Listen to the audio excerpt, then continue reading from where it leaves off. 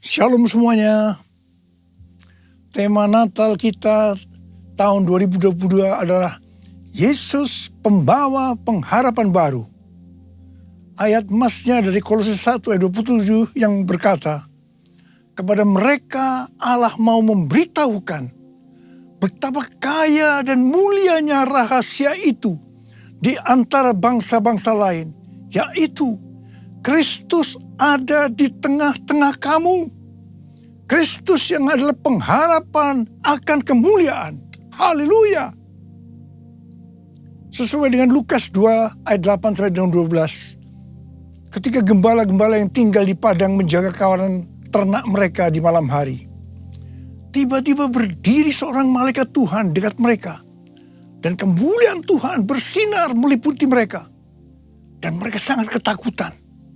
Lalu kata malaikat itu kepada mereka, jangan takut, sebab sesungguhnya aku memberitakan kepadamu kesukaan besar untuk seluruh bangsa. Hari ini telah lahir bagimu juru selamat, yaitu Kristus Tuhan di kota Daud. Dan inilah tandanya bagimu, kamu akan menjumpai seorang bayi dibungkus dengan lampin dan terbaring di atas palungan. Kelahiran Yesus Kristus sebagai juru selamat yang berarti lahirnya sang pembawa pengharapan baru bagi dunia akan memberikan kesukaan besar bagi seluruh bangsa. Alkitab berkata, semua orang telah berbuat dosa. Semua orang telah berbuat dosa dan telah kehilangan kemuliaan Allah. Upah dosa ialah maut, mati, tempatnya di neraka. Neraka adalah tempat yang sangat mengerikan. Jangan sampai masuk neraka. Yesus Kristus lahir ke dalam dunia ini sebagai juru selamat yang bisa diartikan pembawa pengharapan baru untuk menyelamatkan manusia dari hukuman kekal selama-lamanya di neraka. Kelahiran Yesus Kristus disambut dengan nyanyian pujian oleh malaikat-malaikat dan sejumlah bala tentara surgawi yang memuji Allah, katanya, kemuliaan bagi Allah di tempat yang maha tinggi dan damai sejahtera di bumi di antara manusia yang berkenan kepadanya. Kemuliaan bagi Allah di tempat yang maha tinggi, damai sejahtera di bumi di antara semua umat manusia yang berkenan padanya. Kemuliaan bagi Allah di tempat yang maha tinggi, damai sejahtera di bumi di antara semua umat manusia yang berkenan padanya. Di antara semua umat manusia yang berkenan padanya.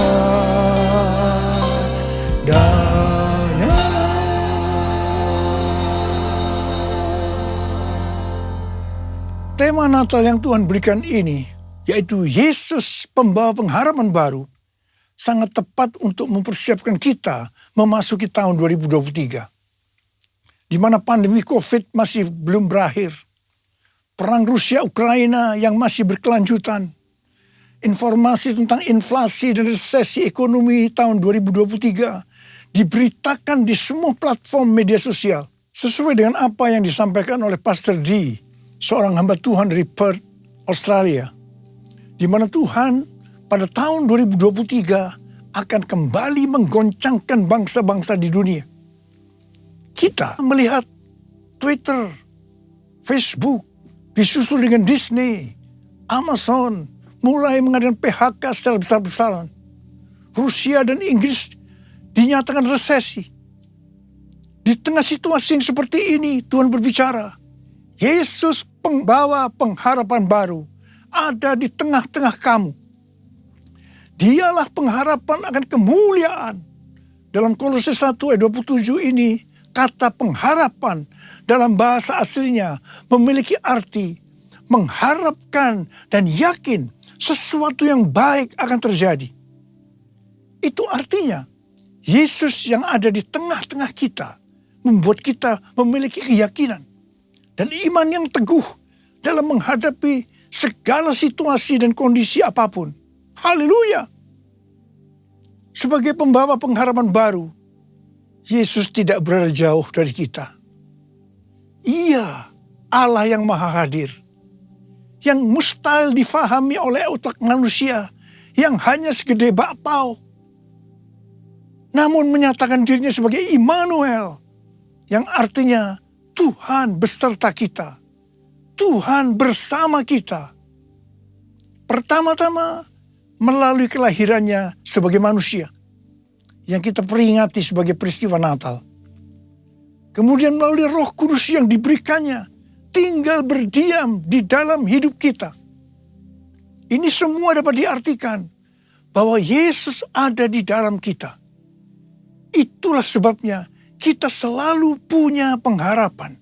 Haleluya! Keberadaan Yesus sebagai pembawa pengharapan baru di tengah-tengah kita. Inilah yang dikatakan oleh Rasul Paulus kepada jemaat Kolose sebagai pengharapan akan kemuliaan. Kemuliaan ini menunjukkan pada hari kebangkitan, ketika orang kudus akan menerima tubuh baru mereka yang dimuliakan, atau yang dikenal dengan pemuliaan atau glorification. Kita mengenal ada 3 tahap proses keselamatan. Tahap yang pertama, pembenaran atau justification. Kita dibenarkan bukan karena perbuatan baik kita, tetapi karena kasih karunia Tuhan yang kita responi dengan iman. Pada tahap ini, setelah kita bertobat dan menerima Tuhan Yesus sebagai juru selamat, kita akan mengalami kelahiran baru. Kelahiran baru adalah proses awal perjalanan rohani kita bersama Tuhan Yesus. Tahap yang kedua dari proses keselamatan adalah pengudusan atau sanctification. Dalam proses ini, kita dikuduskan secara terus-menerus melalui Roh Kudus dan firman Allah. Dalam proses ini, kita bisa saja jatuh atau mengalami kegagalan.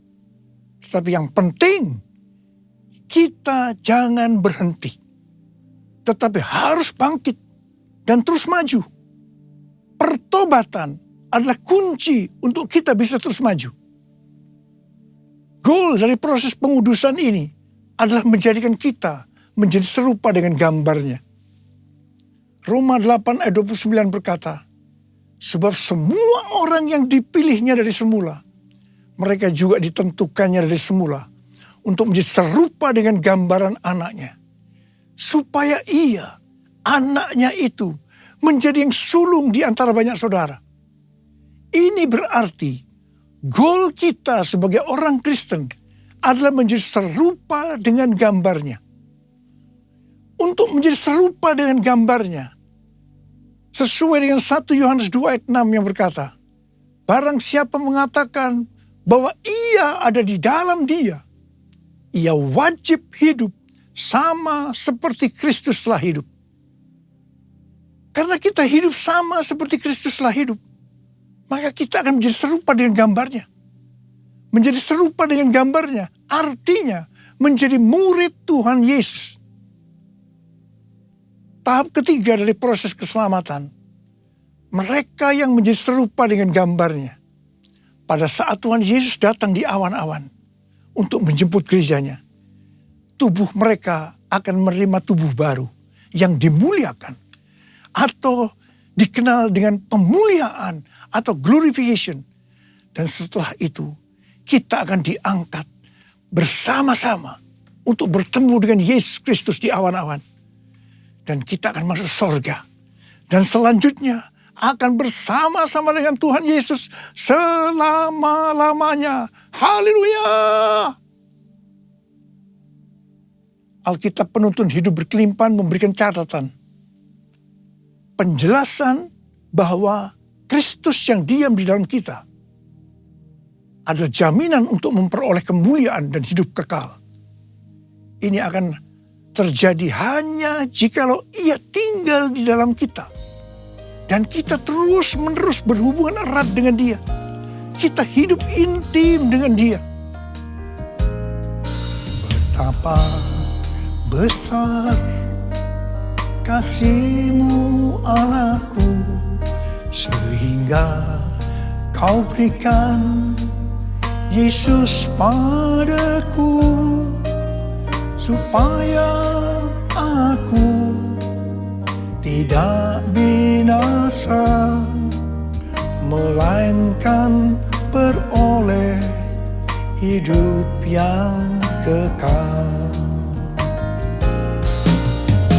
Ku sembah Kau, ku sembah Kau, Engkau yang layak untuk ku sembah.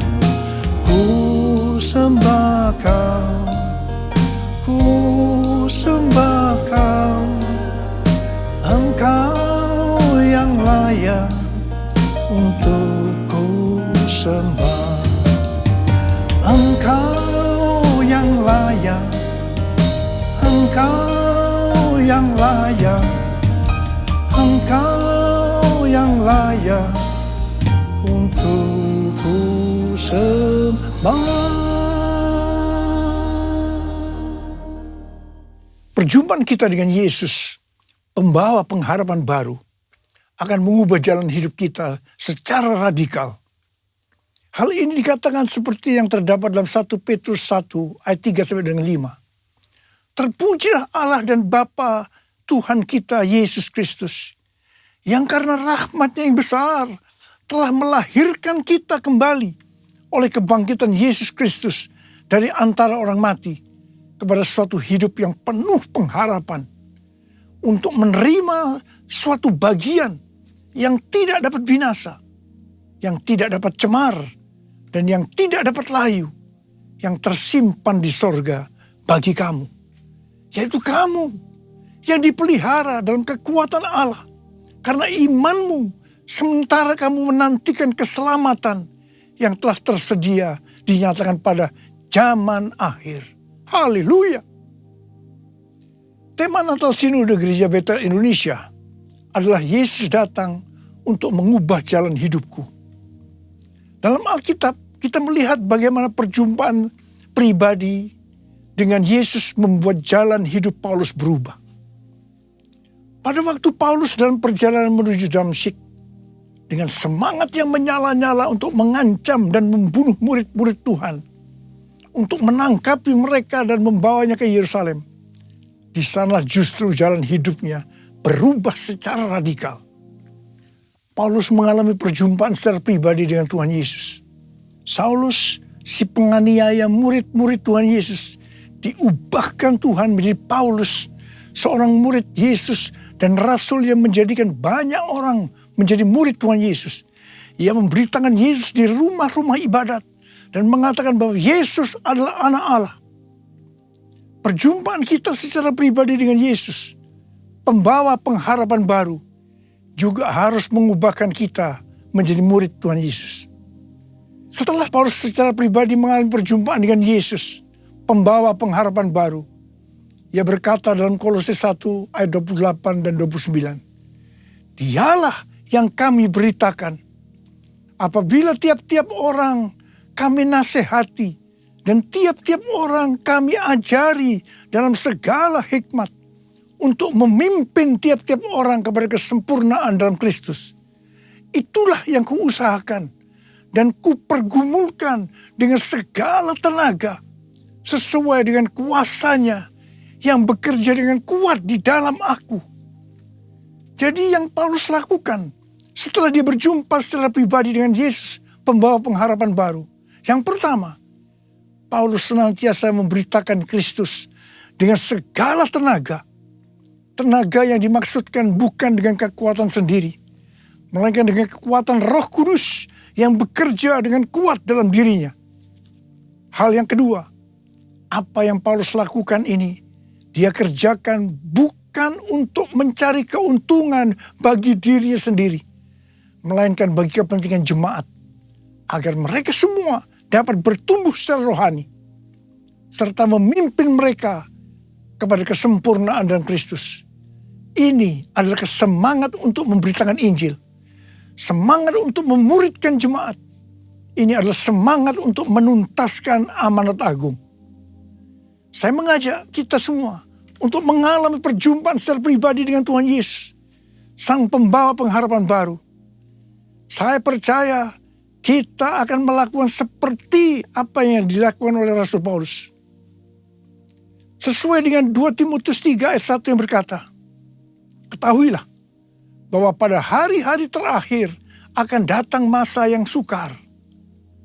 Maka di tengah-tengah situasi dan kondisi yang tidak menentu ini, di mana prediksi kondisi perekonomian tidak semakin bertambah baik, resesi ekonomi di depan mata, dan berita-berita terkait inflasi membuat kita ketakutan dan kepanikan. Ingatlah, Yesus memberikan pengharapan yang baru bagi kita. Katakan amin. Mungkin juga ada di antara kita yang bertanya-tanya, mengapa masalah-masalah datang silih berganti, seperti tidak habis-habisnya, terutama di tengah-tengah pandemi ini. Dalam hal ini Rasul Paulus menjawab dalam Roma 5 ayat 3 sampai dengan 5 yang berkata, dan bukan hanya itu saja, kita malah bermegah juga dalam kesengsaraan kita. Karena kita tahu bahwa kesengsaraan itu menimbulkan ketekunan. Dan ketekunan menimbulkan tahan uji. Dan tahan uji menimbulkan pengharapan. Dan pengharapan tidak mengecewakan.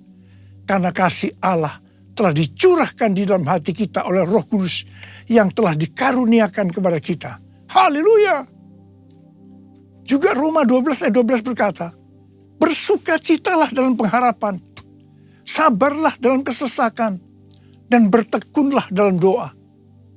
Di sini diingatkan bahwa dalam setiap tantangan, kesesakan, selalu ada pengharapan. Karena itu kita harus tetap bersukacita, harus sabar dan bertekun dalam doa. Mari, saya ajak saudara untuk memperkatakan Roma 8 ayat 28. 1, 2, 3. Kita tahu sekarang bahwa Allah turut bekerja dalam segala sesuatu, enak maupun tidak enak, untuk mendatangkan kebaikan bagi mereka yang mengasihi Dia, yaitu bagi mereka yang terpanggil sesuai dengan rencana Allah.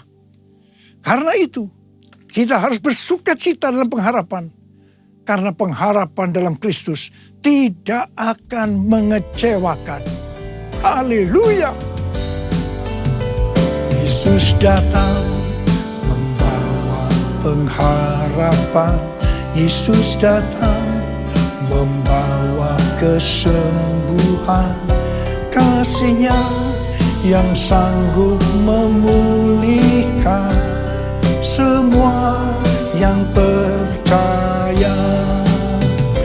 Haleluya, haleluya, terpujilah Tuhan. Haleluya, haleluya, haleluya, amin. Haleluya, amin. Haleluya, amin. Tuhan Yesus dalam Markus 4 ayat 29 mengingatkan kita bahwa musim menuai sudah tiba. Musim menuai sudah tiba. Api Roh Kudus yang dahsyat dari Pentakosta ketiga sudah dicurahkan. Saya mengajak agar kita semua untuk percaya dan terus berharap kepada Tuhan. Tuhan sedang membersihkan gerejanya. Dosa-dosa yang tersembunyi sedang dibuka. Tuhan mau gereja Tuhan menjadi kudus Sehingga kebangunan rohani dan penuaian jiwa yang terbesar dan yang terakhir terjadi. Kedatangan Tuhan Yesus untuk kedua kalinya sudah sangat-sangat dekat. Waktunya sudah sangat-sangat singkat. Salah satu tanda kedatangan Tuhan Yesus adalah kalau amanat agung selesai. Tuhan mengingatkan bahwa tugas utama kita adalah menyelesaikan amanat agung. Kita harus memuridkan. Perlu diingat bahwa yang bisa memuridkan adalah murid. Karena itu kita semua harus menjadi murid Tuhan Yesus. Sesuai dengan 1 Yohanes 2 ayat 6. Bahwa murid Tuhan Yesus adalah mereka yang hidupnya sama seperti Kristus telah hidup. Karena hidup sama seperti Kristus telah hidup, maka kita akan menjadi serupa dengan gambarnya. Sekali lagi, saya ingatkan bahwa goal kita sebagai orang Kristen adalah menjadi serupa dengan gambarnya. Menjadi orang yang mempunyai sifat yang serupa dengan Kristus. 1 Korintus 13 ayat 13 berkata, demikianlah tinggal ketiga hal ini, yaitu iman, pengharapan, dan kasih. Dan yang paling besar di antaranya ialah kasih. Kasih di sini artinya mempunyai sifat serupa dengan Kristus. Kasih lebih besar dari iman dan pengharapan. Jadi yang paling besar dalam kerajaan Allah adalah mereka yang mempunyai sifat serupa dengan Kristus. Yaitu mereka yang hidup saleh dan mengasihi Tuhan. Bukan mereka yang besar dengan prestasi lahiriah. Untuk menjadi serupa dengan gambarnya, kita harus mempunyai iman yang kuat. Dan pengharapan yang kuat kepada Tuhan. Sekali lagi saya ingin mengingatkan kepada kita. Bahwa hanya mereka yang serupa dengan gambarnya, yaitu murid Tuhan Yesus saja yang akan masuk surga. Waktu kedatangan sudah semakin dekat. Mari kita semakin serius untuk mempersiapkan diri. Untuk menjadi murid. Menjadi serupa dengan gambarnya. Sehingga pada saat dia datang di awan-awan. Kita akan ikut dalam pengangkatan. Dan selanjutnya masuk surga bersama Tuhan Yesus. Tema Natal tahun 2022. Yesus pembawa pengharapan yang baru. Mengingatkan kita semua akan perbuatan yang besar dari Tuhan Yesus kepada kita semua.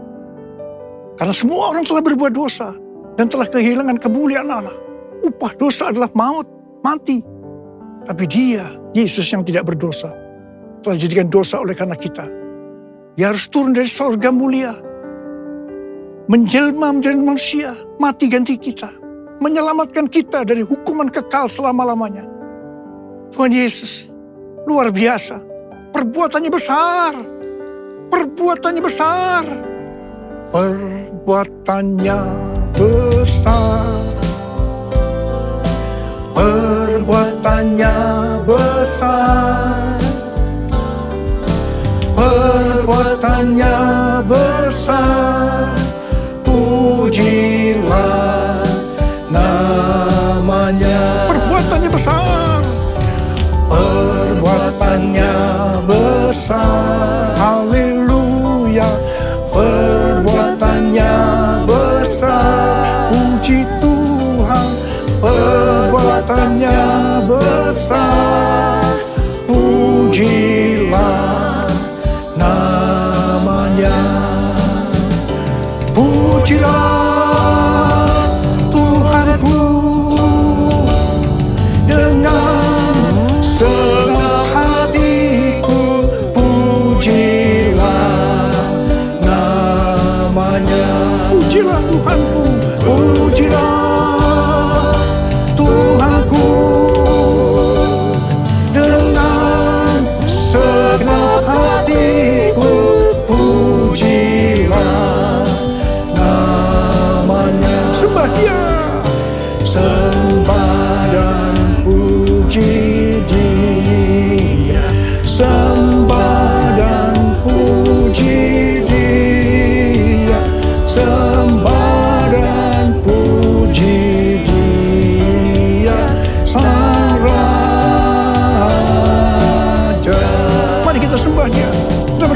saat ini. Berbahasa roh, berbahasa roh. Sembah dia, sembah dia. Oh Tuhan terima kasih, Tuhan terima kasih, Tuhan terima kasih. Oh Tuhan, sembah dan puji Dia, sembah dan puji Dia, sembah dan puji Dia Sang Raja,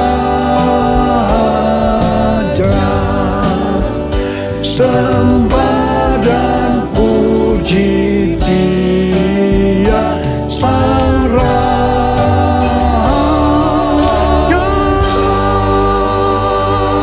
Beri tepuk tangan buat Tuhan, beri tepuk tangan buat Tuhan. Bapa terima kasih, Bapa terima kasih. Berkati semua anak-anak-Mu, urapi mereka Tuhan. Akan memasuki tahun 2023, pengurapan Tuhan turun atasmu. Terima pengurapan Tuhan, terima. Sembuh dalam nama Yesus, sembuh dalam nama Yesus. Dipulihkan dalam nama Yesus, pulihkan. Terima kasih. Bapa Engkau baik, Tuhan Yesus baik, Tuhan Yesus Engkau baik. Terima kasih.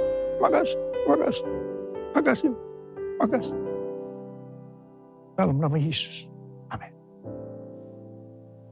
Saudara, sekali lagi saya akan mengucapkan kepada saudara semua, selamat Hari Natal 2022. Tuhan Yesus memberkati kita semua berlimpah. Amin. Mari angkat tangan saudara, terima berkat Tuhan. Kasih karunia yang berlimpah-limpah daripada Allah Bapa dalam Anak yang tunggal Yesus Kristus. Persekutuan yang manis dengan Roh Kudus menyertai saudara sekalian mulai hari ini sampai Tuhan Yesus datang menjemput kita di awan-awan dan bahkan sampai selama-lamanya. Yang percaya bersama-sama katakan amin.